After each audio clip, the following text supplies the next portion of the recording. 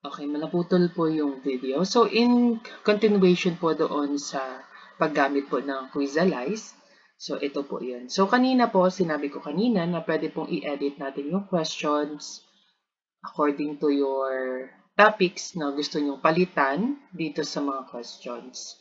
So, nandyan naman na po. So, pwede nyo pong i-edit. Okay?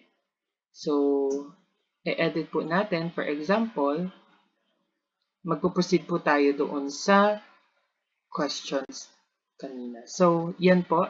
Pwede po natin pindutin ng edit questions. For example, edit questions.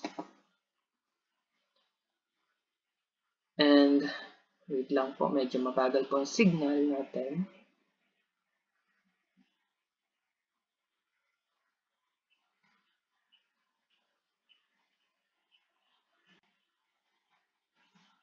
Sorry for the convenience po.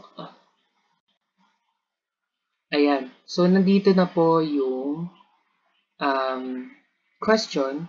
And kung gusto po natin paguhin yung mga choices, nasa sa atin naman po. Okay? Nandito po kung paano natin lagyan ng answer. Pwede pa po tayo mag-add ng answer or depende na po sa atin. Pwede din. So, nandito rin po kung saan po talagang correct answer. So, just click lang po yung may red na button.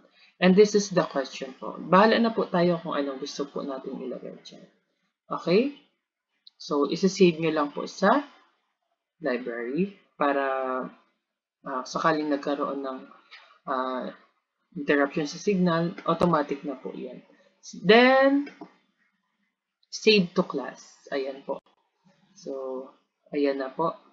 So, yan na po yung kaninang ginawa natin or pinili po natin quiz. So, pwede na po natin yung i-send or i-give dun sa class po natin. So, nandito po sa may right side, give to class. So, yan po yan. So, at lang comment lang po. So, ano po yung gusto mong sabihin or mga instruction, direction sa paggawa nitong or paano nila gawin itong activity po nila. So, add comment, direction, read